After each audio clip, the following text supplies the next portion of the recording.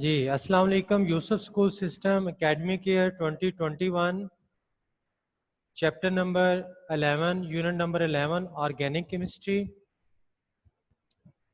Topic characteristic properties of organic compounds. After this lecture, student will be able to know about what is the origin of organic compound, what is the composition of organic compound, what mean by covalent linkage, what mean by solubility, electrical conductivity, melting and boiling point, stability, combustibility, isomerism, and rate of reaction. These are the main points which will be discussed today. First point, origin, mean from which sources we obtain organic and inorganic compound. इनका source क्या है, आपको organic और inorganic compound कहाँ से मिलते हैं बच्चों? ऑर्गेनिक कंपाउंड नेचुरली हमें मिलते हैं प्लांट्स एंड एनिमल से। On the other hand inorganic compounds are obtained from minerals and rocks. Okay, ये फर्स्ट पॉइंट है इसका। थ्योरी है, अंडरस्टैंडिंग में इजी है, आप बस इसको केयरफुली सुने समझें। ओरिजिन मीन कि कहाँ से मिलते हैं हमें ऑर्गेनिक और इनऑर्गेनिक कंपाउंड, कहाँ से प्रोड्यूस होते हैं, हम इनको कहाँ से ड्राइव करते हैं। तो नेचुरली अकरिंग ऑर्गेनिक कंपाउंड का सोर्स क्या है? Plants and animals, right. और इनऑर्गेनिक कंपाउंड का सोर्स क्या है बच्चों? On the other hand inorganic compounds are obtained from minerals and rocks. Okay, now next, composition. Composition mean made up of, ये बने किसके हैं? Carbon is an essential constituent of all organic compounds. They are made up of few elements such as carbon, hydrogen, nitrogen, oxygen, halogen, जिसे आप fluorine, chlorine, bromine कहते हैं, and sulfur, etc. ये few elements किस में exist करते हैं बच्चों? Organic compound के। On the other hand, inorganic compound are made up of almost all the elements of the periodic table known so far. Meaning कि periodic table के बाकी सब element किस में पाए जाते हैं? Inorganic compounds के अंदर। रिमेनिंग एलिमेंट्स सब किस में पाए जाते हैं? इनऑर्गेनिक कंपाउंड्स के अंदर। ओके, तो ये इसके अभी हमने बच्चों फर्स्ट 2 पॉइंट डिस्कस कर लिए। Third point is covalent linkage. Organic compounds contain covalent bond, they may be polar और non polar, while the inorganic compound mostly contain ionic bonds. Mean bonding का बताया गया है कि ऑर्गेनिक कंपाउंड में कौन से बॉन्ड होते हैं और इनऑर्गेनिक कंपाउंड में कौन से बॉन्ड होते हैं बच्चों। ऑर्गेनिक कंपाउंड में कौन से बॉन्ड है? Covalent bonds. यू नो आगे उसकी टाइप्स हैं, सिंगल, डबल और triple covalent bond. And inorganic compound में कौन से बॉन्ड होते हैं? Ionic bond, which is form by complete transference of electron from one atom to another atom. और कोवलेंट बॉन्ड में यू नो म्यूचुअल शेयरिंग होती है of electron between bonded atoms. अब नेक्स्ट देखते हैं नंबर 4, सॉल्युबिलिटी क्या है। Organic compound having non polar linkage are generally soluble in inorganic solvent like alcohol, ether, benzene, carbon disulphide. ये liquid solvents हैं बच्चों, इनमें ऑर्गेनिक कंपाउंड डिजॉल्व होते हैं। बट याद रखना है कि ऑर्गेनिक कंपाउंड जो कि नॉन पोलर हैं तो ये इसमें डिजॉल्व नहीं होते। जो नॉन पोलर ऑर्गेनिक कंपाउंड है वो वाटर में डिजॉल्व नहीं होते हैं, वो फिर इस तरह के जो सॉल्वेंट होते हैं like alcohol, ether, benzene, carbon disulphide, इनमें डिजॉल्व हो जाते हैं। अब देखते हैं हम on the other hand inorganic compound with ionic bonds are soluble in polar solvents like water. Okay.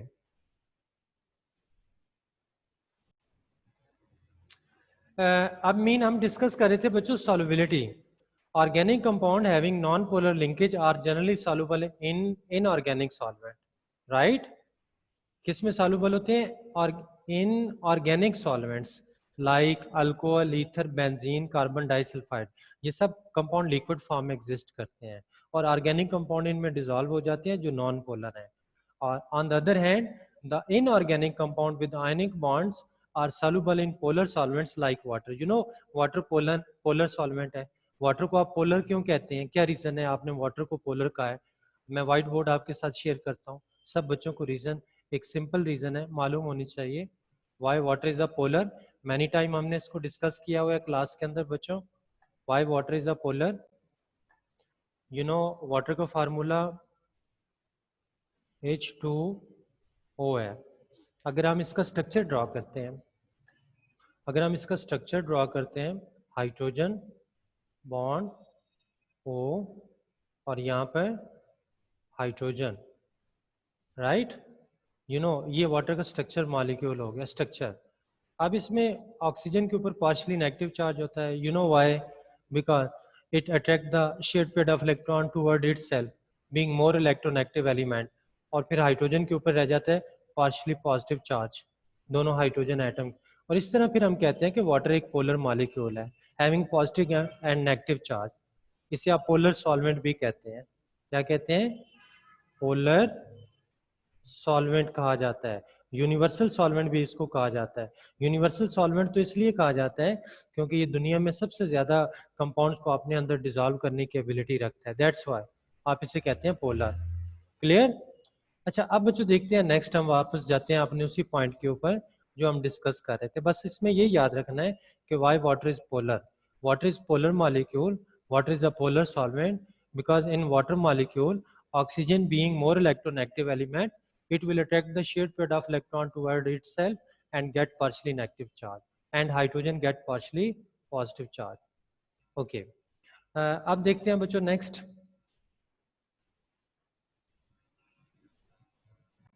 हमने पॉइंट नंबर 4 डिस्कस कर लिया, सॉल्युबिलिटी। सॉल्युबिलिटी। अब पॉइंट नंबर 5 देखें क्या है, electrical conductivity. Electrical conductivity, due to the presence of covalent bond organic compound are poor conductor of electricity, right.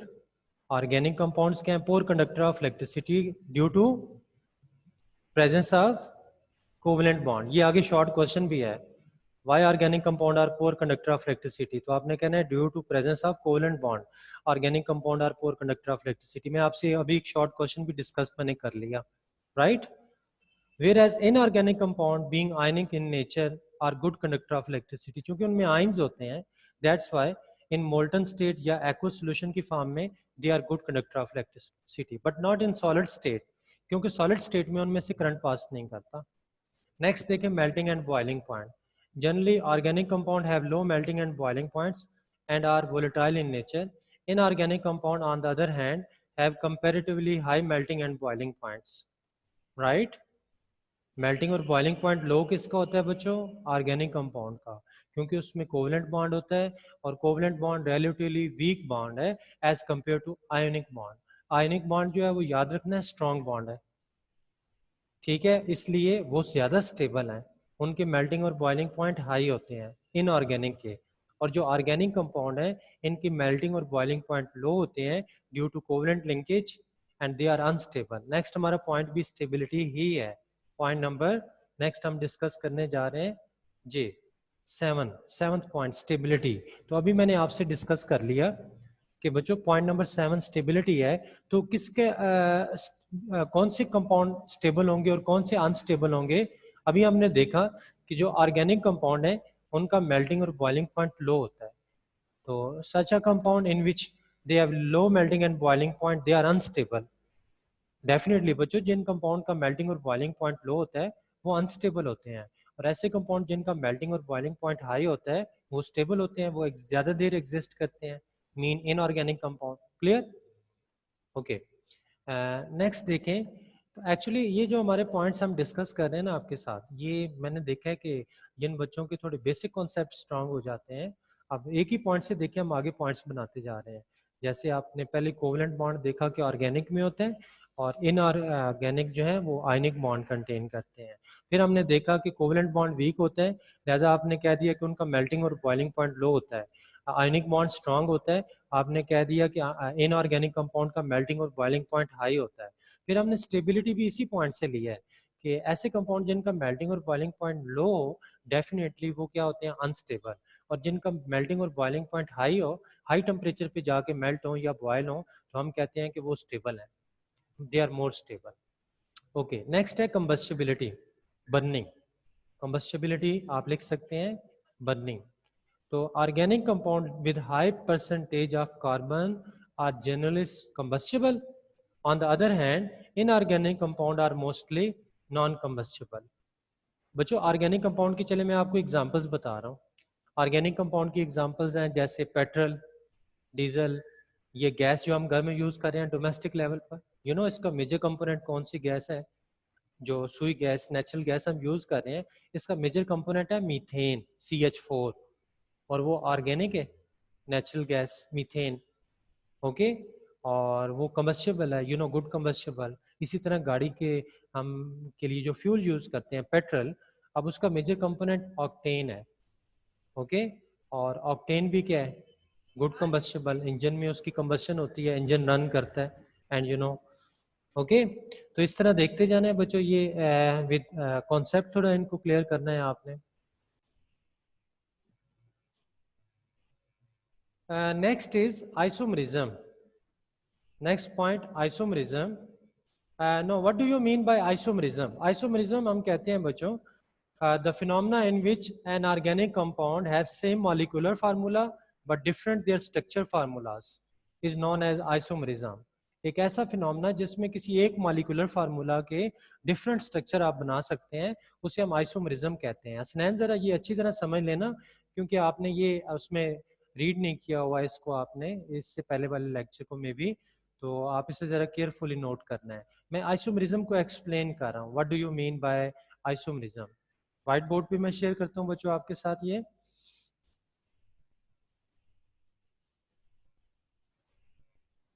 बच्चों एक compound है,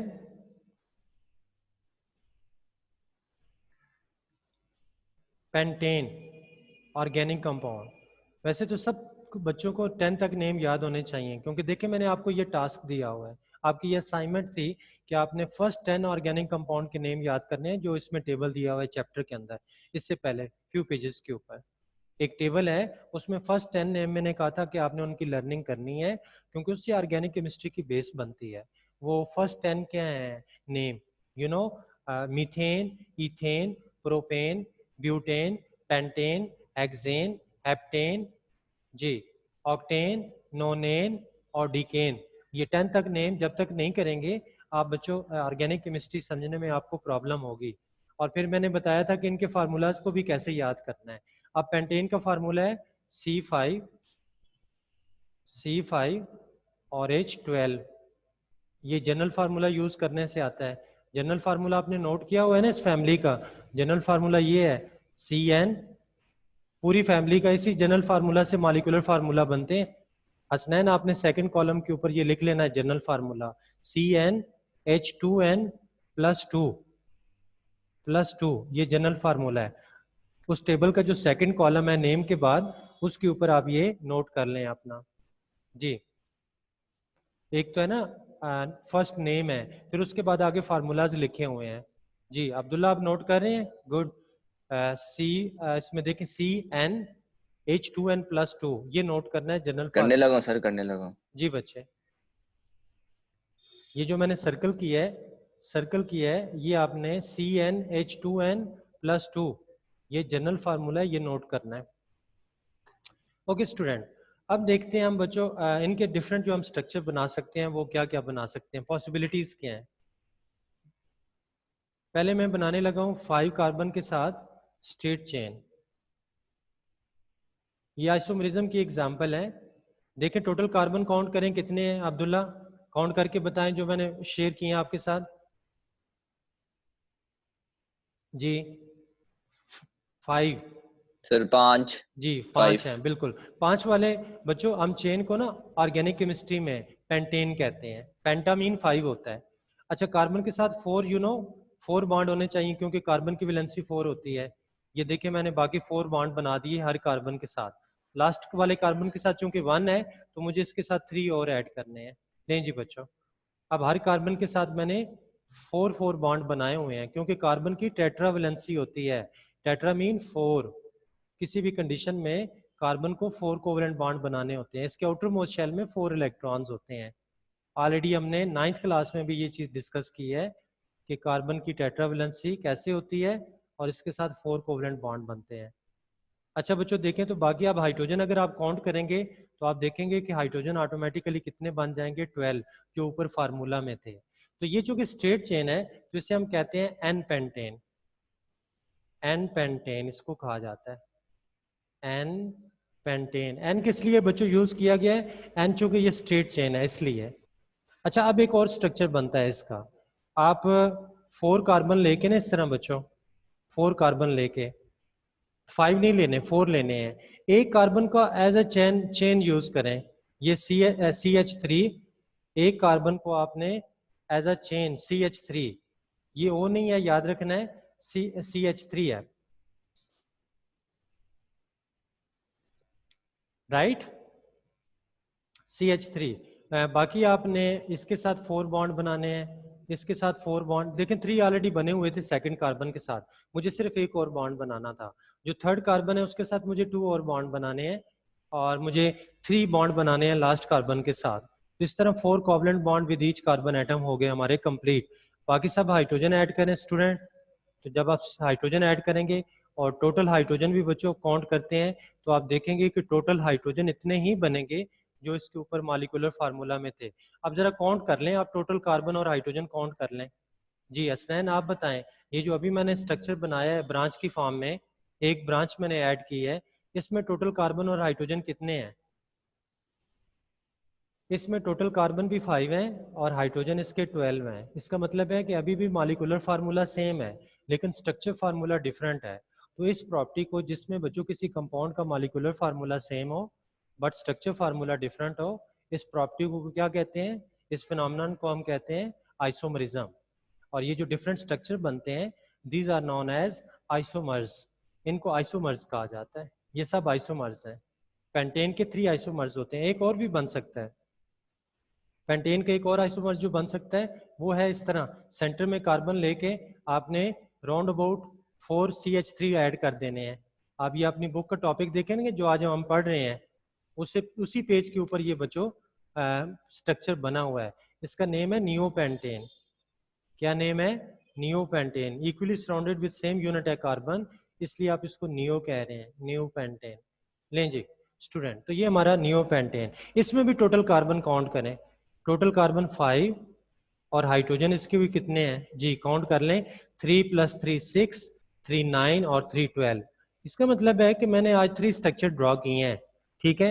ये जो 3 स्ट्रक्चर मैंने ड्रॉ किए हैं, इसमें एक चीज़ आपने नोट की कि स्ट्रक्चर डिफरेंट है बट मॉलिक्यूलर फार्मूला सेम है। तो इस प्रॉपर्टी को बच्चों क्या कहते हैं? आइसोमरिज्म। और ये जो डिफरेंट स्ट्रक्चर बनते हैं इन्हें क्या कहते हैं? आइसोमर्स। ओके तो इस तरह स्टूडेंट मैंने आपसे आइसोमरिज्म का टॉपिक रिपीट किया है ताकि जिन बच्चों ने इसको नहीं समझा हुआ था या पढ़ा हुआ था उनको भी ये क्लियर हो जाए। नेक्स्ट देखते हैं, अब दोबारा हम बच्चों उसी पॉइंट के ऊपर जा रहे हैं जहाँ से हमने इसको स्किप किया था, आइसोमरिज्म। अब ये आइसोमरिज्म प्रॉपर्टी किस में एग्जिबिट करती है? Only in organic compounds, but inorganic में इसको कहा गया rare. This property is rare in, ना होने के बराबर है ये इनऑर्गेनिक में। ऑर्गेनिक में ये एग्जिस्ट करती है। यानी ऑर्गेनिक कंपाउंड बहुत से ऐसे हैं जिनके आप स्ट्रक्चर एक से ज़्यादा बना सकते हैं बट मॉलिक्यूलर फार्मूला उनका सेम होता है।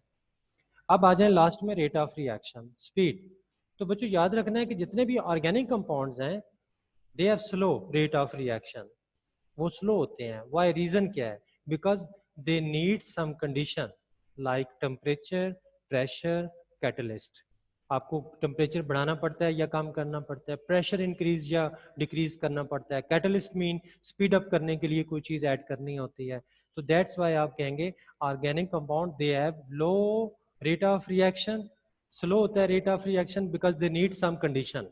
और दूसरी तरफ है इनऑर्गेनिक, वो फास्ट होते हैं, उनको कंडीशंस रिक्वायर्ड नहीं होती हैं, वो जनरली फास्ट रिएक्शन वो कंटेन करते हैं बच्चों। तो इस तरह स्टूडेंट ये हमने डिस्कस कर लिया बच्चों, 10 प्रॉपर्टीज़ थी। नेक्स्ट जो हमारा टॉपिक आ रहा है उसमें आपने देखना है सोर्सेज ऑफ ऑर्गेनिक कंपाउंड की हेडिंग बनी हुई है, बट ये कंप्लीट आपने पैराग्राफ की लर्निंग नहीं करनी स्टूडेंट। देखें ये अनइम्पोर्टेंट है। इसमें से इम्पोर्टेंट क्या चीज़ है? इम्पोर्टेंट ये है कि ये जो आप फ्लो शीट डायग्राम देख रहे हैं इसकी लर्निंग कर लें। इसको फिर अपनी वर्डिंग में भी हम लिख सकते हैं पैराग्राफ की फॉर्म में, और यहाँ से कोई ऑब्जेक्टिव या शॉर्ट क्वेश्चन आ सकती है। अभी बात हो रही थी ना इम्पोर्टेंट की और अनइम्पोर्टेंट की, तो मैंने आपको क्या बताया कि मैं आपको साथ साथ बच्चों बताता रहता हूँ कि ये टॉपिक इंपॉर्टेंट है और ये नहीं है। जैसे ये टॉपिक इतना इंपॉर्टेंट नहीं है, sources of organic compound, but ये फ्लो शीट डायग्राम ऑब्जेक्टिव और शॉर्ट के लिए इंपॉर्टेंट है। तो देखें ऑर्गेनिक कंपाउंड का सोर्स क्या है, एनिमल एंड प्लांट्स। एनिमल से हमें क्या मिलता है, प्रोटीन और फैट्स मिलते हैं या ऑयल। और प्रोटीन किससे मिलता है, egg, mutton, chicken, beef, fish. Fat और ऑयल किससे मिलते हैं, मिल्क, बटर एंड चीज से। और प्लांट्स से हमें क्या मिलता है, प्लांट्स की टू कंडीशन होती हैं, लिविंग प्लांट्स, डेड प्लांट्स। जो डेड प्लांट्स आज से लाखों साल पहले बच्चों ज़मीन में दब गए थे, वो कोल, पेट्रोलियम गैस वगैरह में चेंज हो चुके हैं, जिन्हें आप remain of dead animal and plants कहते हैं। ओके। अब जो लाइव प्लांट्स हैं उनसे हमें क्या मिलता है, carbohydrates, protein, vitamin and oils. Carbohydrates का सोर्स है वीट, गंदम होती है, मेज, बार्ले, ये पोटैटोज और राइस, ये इसका सोर्स है कार्बोहाइड्रेट्स का। प्रोटीन में पल्सेस एंड बीन्स, ये दालें होती हैं बच्चों, मटर, लोबिया, इस तरह की चीज़ें। और वाइटामिन हैं apples, orange and bananas. Oil, palm oil, olive oil, soybean, peanut oil, sunflower, coconut oil, ये डिफरेंट ऑयल्स होते हैं जो हमें मिलते हैं, प्लांट से मिलते हैं बच्चों। तो जस्ट ये आपने इसकी फ्लो शीट डायग्राम की लर्निंग कर लेनी है। ऑब्जेक्टिव या शॉर्ट क्वेश्चन वगैरह आ सकता है, लॉन्ग में आए तो स्टूडेंट के लिए फिर बहुत इजी हो जाता है इसको पैराग्राफ की फॉर्म में लिखना। बाकी इसकी जो राउंड अबाउट पैराग्राफ हैं वो हमें नहीं करने। प्रॉपर टॉपिक जो हमारा लॉन्ग क्वेश्चन स्टार्ट होता है ना इससे आगे, वो कोल का टॉपिक है और वो हमने नेक्स्ट लेक्चर में करना है। ठीक है जी। ऑब्जेक्टिव बताएं जरा जल्दी से बच्चों मुझे अभी। Which one of the following is not a fossil fuel, biogas, coal, natural gas, petroleum, इन्हें कहते हैं fossil fuel collectively. Biogas not a fossil fuel. Next है पल्सेस एंड बीन्स। जी अभी मैं आपको पढ़ा रहा था बच्चों, ये पल्सेस एंड बीन्स किससे मिलते हैं हमें, आप बताएं। इनसे हमें क्या मिलता है, पल्सेस एंड बीन्स से प्रोटीन्स, विटामिन या कार्बोहाइड्रेट्स एंड ऑयल्स, आप बताएं। पल्सेस एंड बीन्स से क्या ऑयल्स। मिलता है, जी बच्चों, pulses and beans protein, source of proteins है, proteins, A option is the right answer. Next आ जाएं, शॉर्ट क्वेश्चंस हैं। ये जितने भी हमने 10 पॉइंट्स डिस्कस किए ऑर्गेनिक केमिस्ट्री के, इनसे इस तरह के शॉर्ट क्वेश्चन बन सकते हैं। वैसे तो कोई पॉइंट भी शॉर्ट में आ सकता है, मैंने एज एग्जांपल आपसे डिस्कस किया है। Why are the organic compound poor conductor of electricity, जी मैंने स्टूडेंट बात की थी थोड़ी देर पहले आपसे, because they contain covalent bond. Why are the melting and boiling point of organic compound low, उसकी भी रीजन है covalent bond, because it is a weak bond than ionic bond which is present in inorganic compound. तो ये आपने वही heading as it is लिख देनी है फ्रॉम पॉइंट्स, 10 पॉइंट्स जो हमने पढ़े हैं उनमें से जिस पॉइंट से रिलेटेड क्वेश्चन बनेगा उस हेडिंग को एज इट इज लिख दें आप। नेक्स्ट बच्चों आप देखें तो लॉन्ग क्वेश्चन, ये general characteristic properties of organic compound, ये एक्सरसाइज का लॉन्ग क्वेश्चन है, ये आ सकता है बोर्ड एग्जाम में। असाइनमेंट यही है कि जब लर्निंग कर लें बच्चों रिटर्न वर्क करें ताकि आपकी हैंड राइटिंग वगैरह का कोई प्रॉब्लम ना बने, एज इट इज़। आज हमने बच्चों क्या डिस्कस किया, general characteristic properties of organic compound और some sources of organic compound in the form of plants and animal, ये हमने इसको डिस्कस किया है, राइट। And thank you.